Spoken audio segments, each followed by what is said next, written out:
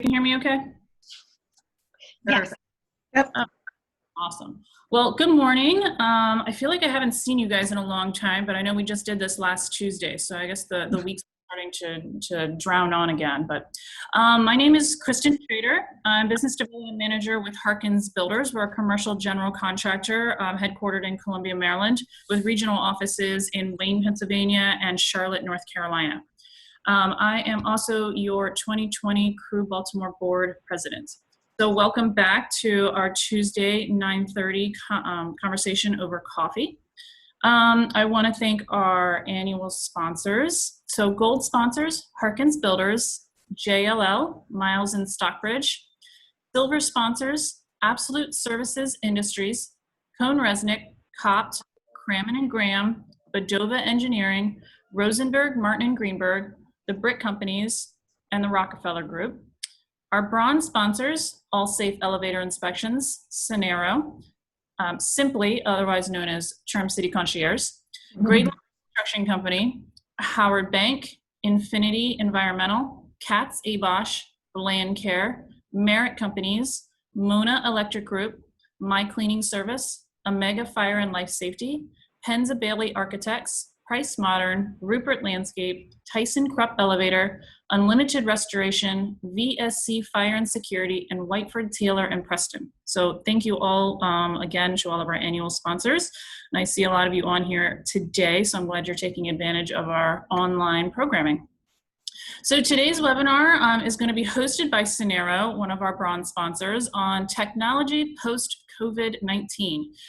Today's panelists are Chris Emminizer, Director at Cenero, and Laurie Maslack, Business Development Specialist also at Cenero. And Laurie is, I'm sure you've seen her, is our crew member. So welcome, and I'm going to let them take it from here. Great. Thanks, Kristen. Good morning, everybody. It's great to see you all. Can't wait to see you live, hopefully soon. Thanks for giving us this opportunity to give you a little bit of insight on technology post-COVID-19 as we see it.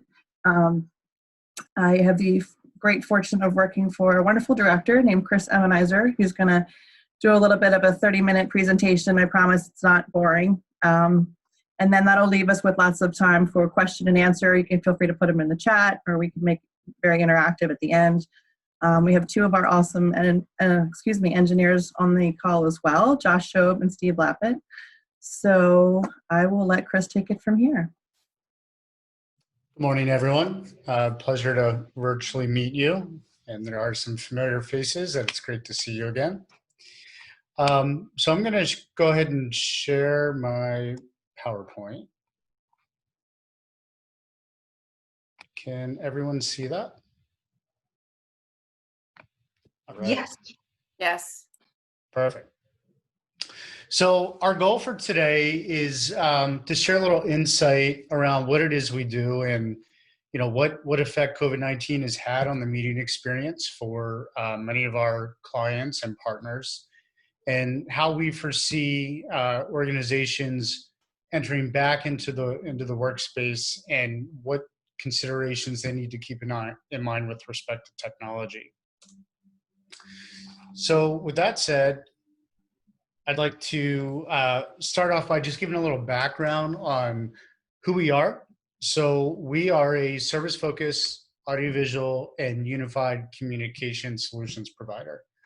So we strictly work in AV, and we work with organizations to help them design and implement the audiovisual technologies that helps them be more collaborative.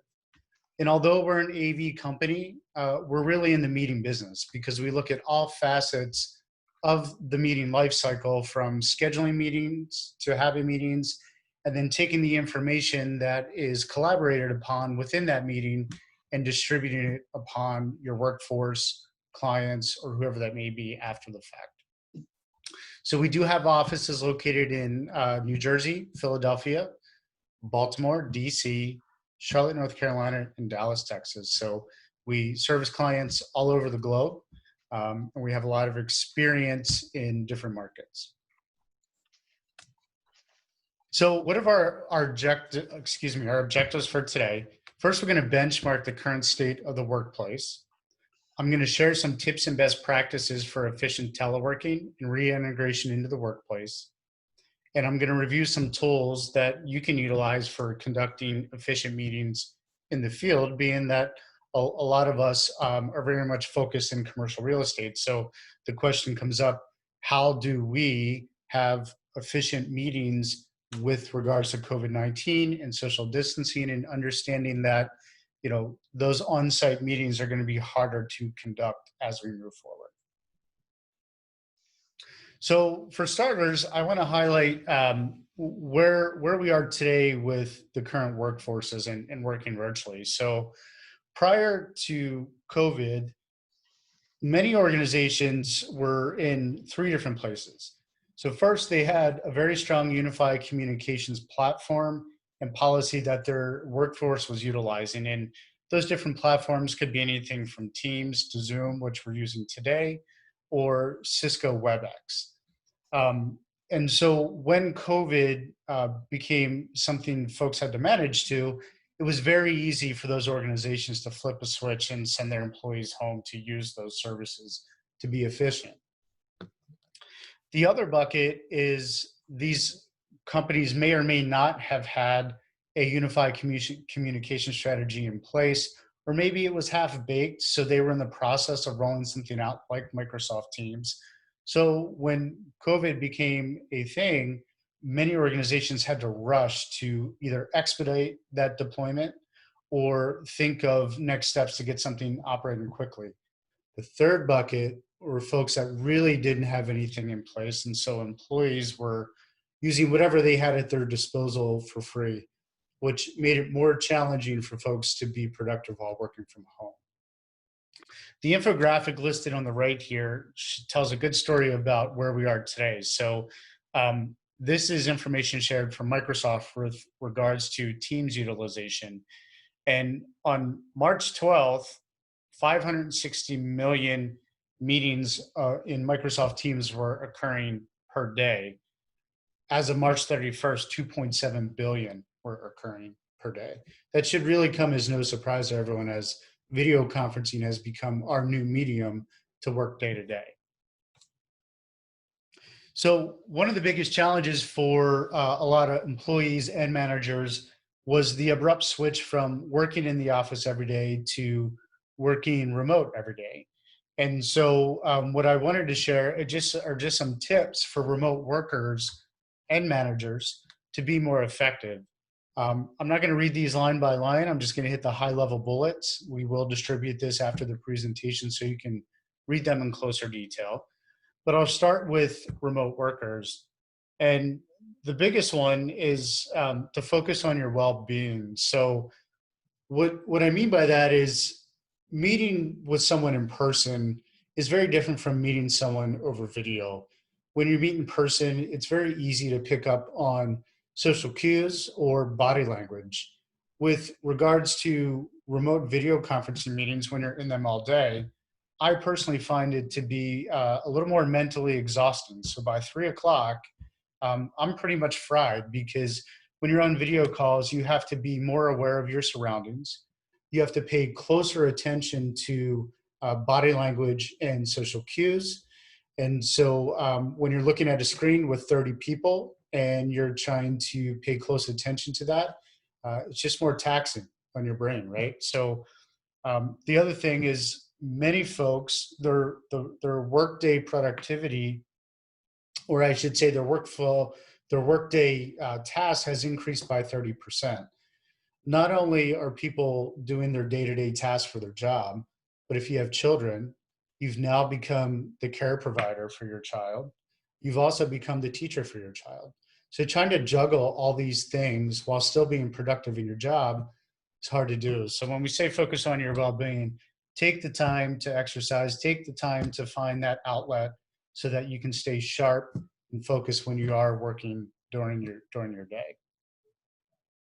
Obviously use video. So it can be a very productive tool. While it will never replace those one-on-one meetings that you have with folks, it is a more efficient way to meet other than using a phone.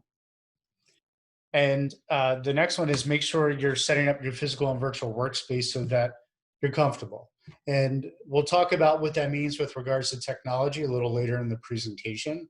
But I imagine a lot of us are sitting at our desks more frequently than we were before, as we're not out seeing clients. And so make sure that you're using chairs and ergonomically correct tools for your keyboards and your monitors so that you're comfortable throughout the day. Moving to managers for remote workers. I personally, this was a challenge for me as we, entered the COVID-19 pandemic, because I was used to being able to meet with my staff at least a couple times a week. And I wanted to be mindful of not being a micromanager, but still having a level of engagement with them so that I knew I was there and able to support them. So the biggest thing is to make sure you're transparent about workload and project status. And there's ways you can do that without being overbearing or micromanaging. And I think it all starts with clear and concise communication around expectations. The next thing is offering online training to your remote workers. I imagine a lot of people have slowed down in compared to where we were the past 2 years. So it's a great opportunity to expand upon your knowledge base and improve upon your skills. So post-COVID, you're better at your job. And create an opportunity for virtual water coolers. So, water coolers, happy hours, whatever you want to call them, pull the team together maybe once a week and have some discussions outside of work, talk about family and things that make people happy, right? And the last is invest in tools, technologies, and equipment to make them productive working from home. And it's been interesting as we've received a lot of questions from CIOs and various executives that, now that our workforce is home, what are the expectations around who provides the technology for our employees to be effective? Is it on the employee? Is it on the company to provide that? So it's good to hear those questions being asked because it means that organizations, they do have a sense of well-being for their employees, and they do want to make sure that they're being effective and working from home. So the next thing we're going to jump into is best practices for virtual meetings. And so the first thing is to be prepared. So a virtual meeting really should be no different than from meeting someone in person. When we meet in person, we all have to battle the traffic within the Baltimore, DC region.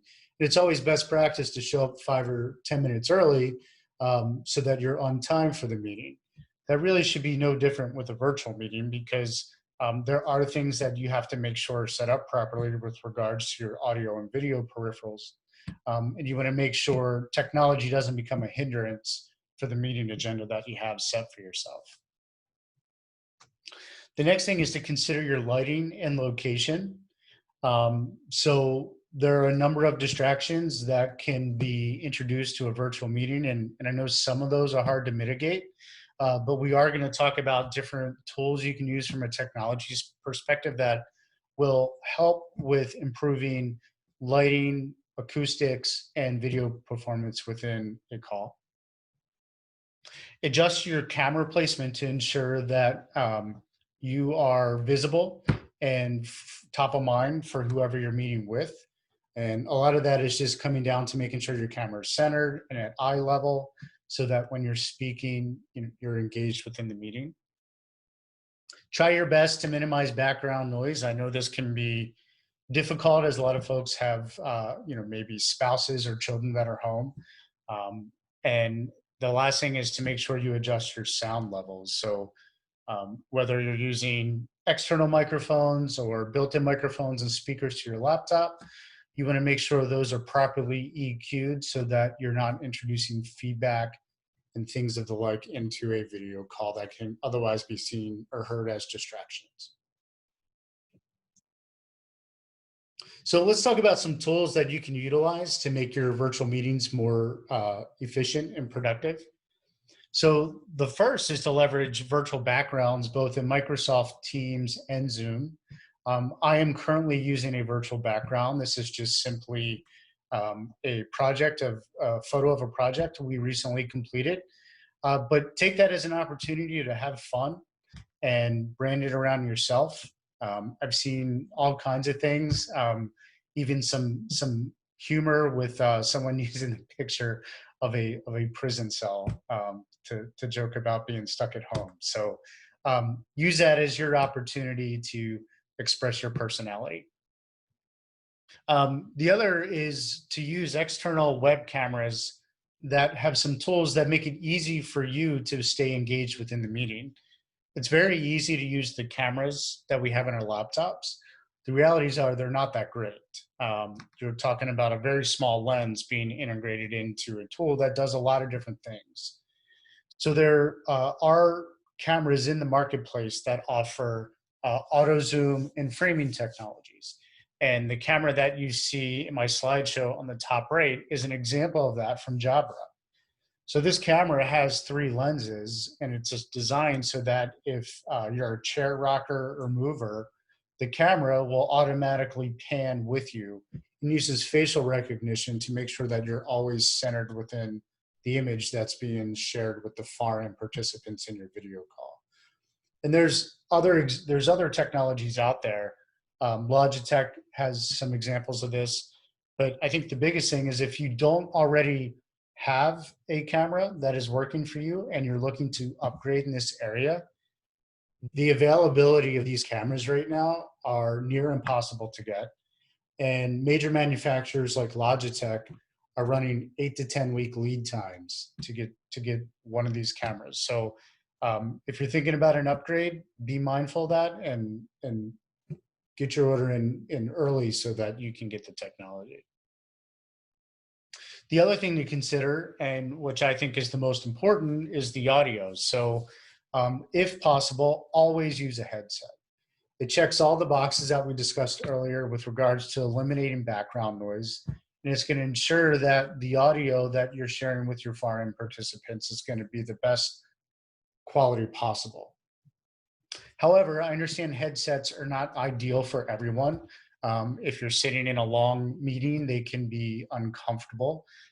If you're using wireless, like AirPods or something of the like, you always run the risk of the batteries dying while in the middle of the meeting. So there are external microphone pods that connect your laptop over USB, and we're going to dive into some examples of that later on.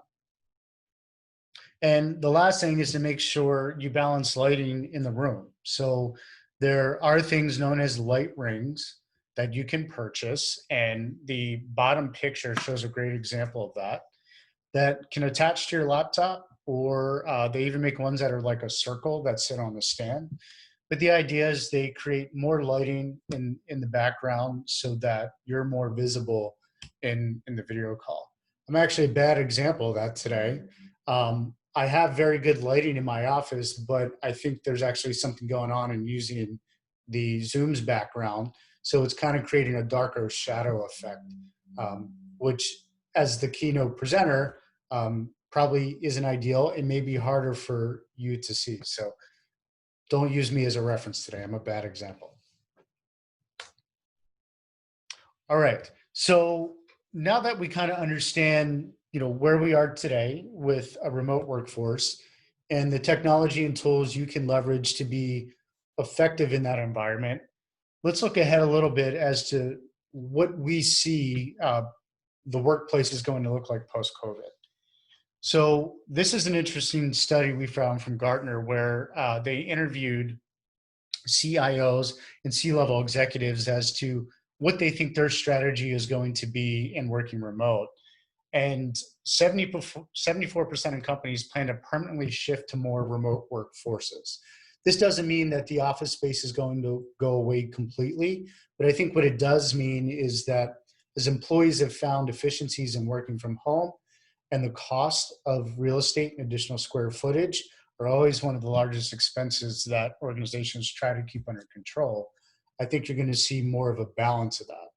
So I think it's interesting that in the graph, it seems to be 20% is the maximum threshold of where remote working is going to continue. And so as organizations enter back into the workforce, there's some serious considerations with regards to technology to ensure that the employees that are going to return to the office and the employees that are working from home are both going to have the technology available to them to make sure that they can have productive meetings. So what do those technology and tools look like? So the first is to investigate room technology solutions conducive to your organization preferred UC platform. So to get a little deeper with that, whether you're using Microsoft Teams, Zoom, or WebEx, all of those different services have a compatible room that is specifically designed for their platform. And the advantage of it is creating a very simplistic workflow to have a meeting. So for example, if I were to schedule a Zoom meeting for today at 10 o'clock, I can invite all my participants. I can invite the conference room where we're having that meeting. And when I walk into that conference room, I'm going to have an easy button to join that call. There's some type of user interface, whether it's an iPad or a manufacturer specific touch panel, that when I press the join button, I'll automatically enter the meeting. All the room peripherals, microphones, cameras are integrated with it. And so it's very easy to focus on the meeting and to make the technology disappear.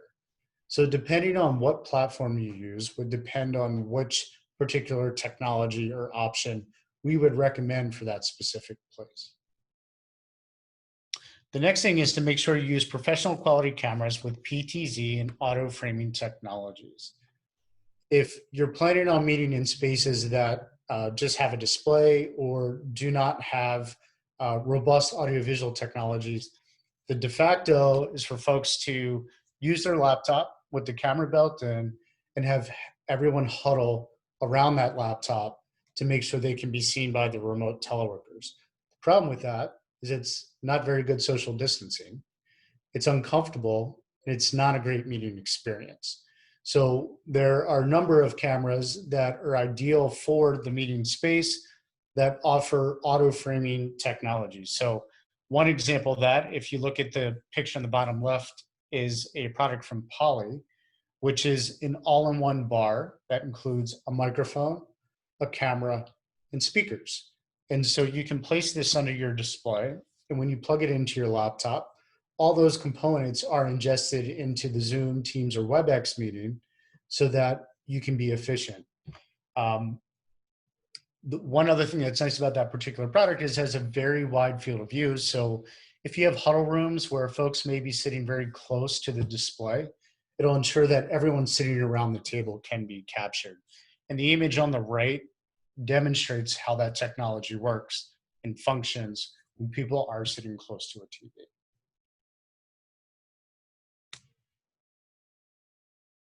All right, so the next thing to consider is audio. And we at Cenero believe that audio is the lowest common denominator. So when you connect in a video call, if we have a bad network connection, or for some reason the video is choppy or not very clear, the meeting can survive. But if the audio is poor, the meeting cannot survive. So how you ensure that you're getting good audio quality in your room is to implement microphone solutions conducive to field conditions to improve speech intelligibility. One example is an all-in-one bar, kind of like I showed you in the last slide. The other is tabletop microphones and ceiling microphones. So the image on the left presents a solution that is kind of like a conference phone that has built-in microphones and speakers that's really designed for a room that's, maybe 12 to 15 feet in diameter. The image on the right shows an example of a technology solution that may be ideal for a larger conference room. So you can see there are microphone pods integrated into the conference table, as well as there are speaker bars located under the TV to reinforce the audio. And depending on your room, there are, like I mentioned, there are ceiling microphones. So if you have tables that are nesting, or they can relocate, kind of as you see in the background behind me, ceiling microphones are great solutions for that because they're able to cover all aspects of the room, no matter the furniture layout.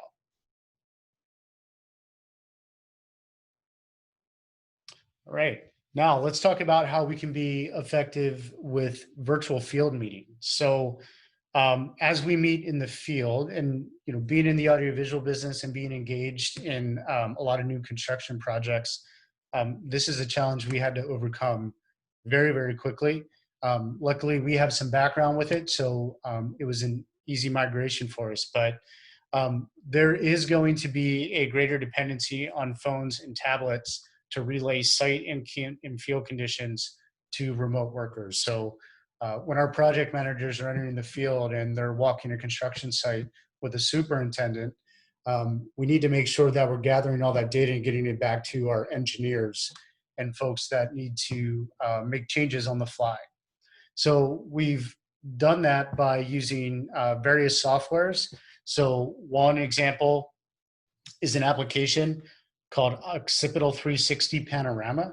So it's an app that allows you to take 360-degree photos of a space. And once you're done taking all your photos, it kind of walks you through the process. But it also does all the magic in the background to make it a compiled photo that you can then share with people. It's really nice because once you have the photo, you can drag and drop and move all around the space. The other is consider selfie sticks, right? So not only for social distancing, but for photo and video capture, if you need to really detail a specific area within a construction site, the selfie stick will allow you to extend the camera, your iPhone, so that you can get closer to what you're trying to capture. And then the last thing to consider is adding lenses to your iPhone or iPad. So there's a variety of third-party manufacturers that make these devices that you can connect, whether they're telephoto lens, wide angle, or extra zoom lenses, and they can be had at a relatively decent investment. So usually these are sub $100.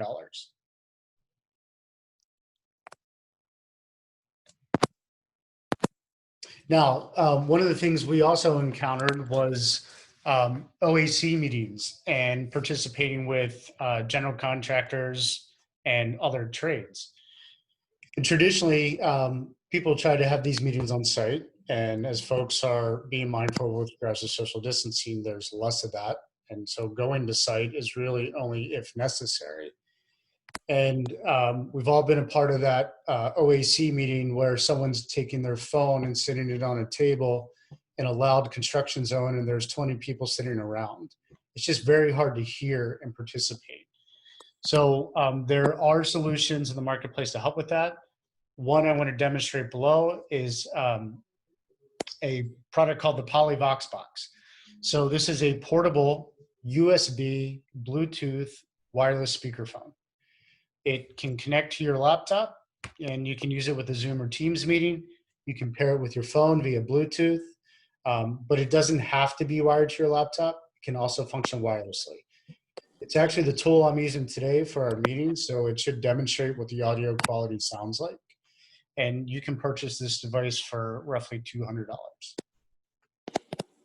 Another device to consider is called the Owl Labs Meeting Owl. So as shown in the right here, it looks like an owl, but it really has a 360-degree camera, as well as it has built-in microphones and speakers. So the image you see on the screen is an example of what that camera captures within the video conference and the people on the far end can see. So it's just a better tool to engage folks when you're trying to have these meetings offsite.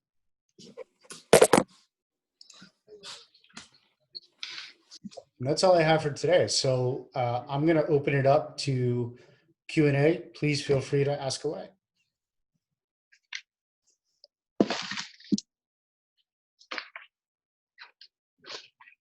Chris, this is Kristen. I've looked into some of the cameras that go on the back of your cell phone. Do you have particular? I have a Samsung, so I know there's a lot for iPhone. Do you recommend any for Samsungs and the Androids? Yeah, we can. I'll send a couple options to Laurie, and I'll have her send the link to you. I haven't had to purchase them for an Android device. I am familiar with the ones we've purchased for the Apple devices, but I'm sure those that manufacturer also makes them for Androids. Great, thank you. You're welcome. Chris, Wendy Cassini wants to know what our lead times are right now. Well, that is a loaded question. So it all depends, right? So I think just like many other companies, we were greatly impacted by COVID. And so as long as site readiness is available, we're able to fast track projects, 4 to 5 weeks, depending if it's new construction. There's a lot of variables that can impact our schedules. So I guess a more concise answer is 4 to 12 weeks, depending on the different variables. Thank you. You're welcome.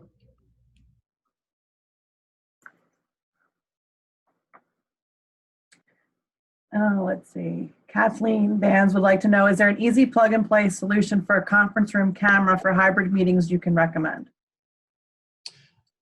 Absolutely. So there's a solution. There's a couple actually. So one is it's called a Crestron Mercury.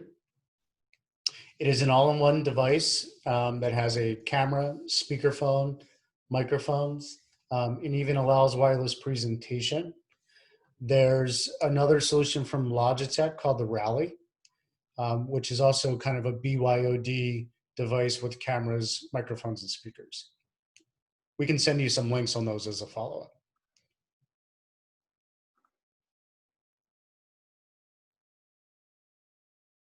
Great questions, ladies. Does anybody else have any questions for us today?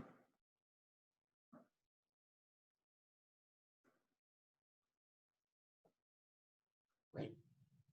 Well, thank you for your time. I tried to keep it high level today. I didn't want to get too much into technical acumen and get that blank stare and glaze.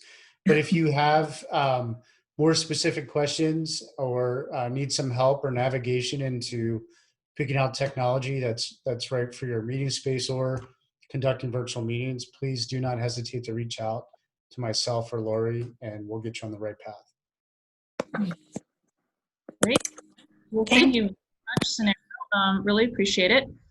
And if you have any questions, you've got Kristen information. You can also find Laurie through CREWBiz, or you can reach out to me and I can get you in touch with Laurie. But yeah, some really helpful stuff here. I know I've been looking for a couple of solutions for work from home, so this is very helpful. Thank you guys all for your time. We really appreciate it.